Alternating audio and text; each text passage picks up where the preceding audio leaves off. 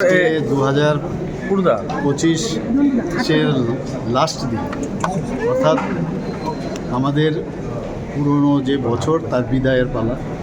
আর আগামীকাল থেকে আমাদের 2026 1 জানুয়ারি নতুন বছরকে আমরা স্বাগত জানাচ্ছি। তো এটা আমাদের জন্য কি, আমরা 2025-এ আমরা কী করলাম তার হিসাব, এবং আগামী দিন আমরা 2026-এ কী করতে যাব এগুলোর উপর ভিত্তি করে কিন্তু আমরা প্ল্যান করি। তো সেটা তো একটা দিক সরকারের আমাদের বিষয়, কিন্তু আগামীকাল থেকে 2026-এর প্রথম 1 জানুয়ারি আমি সেই উপলক্ষে সমস্ত রাজ্যবাসী তথা সমস্ত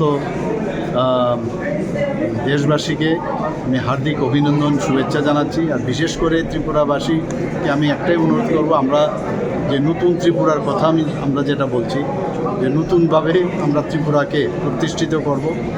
যেসব বিষয় নিয়ে আমরা যেভাবে চিন্তা ভাবনা করছি, এটা কিন্তু সরকার একা করলে হবে না, সবাই মিলে যদি আমরা করি তবেই আমরা নতুন ত্রিপুরা আমরা গঠন করতে পারব।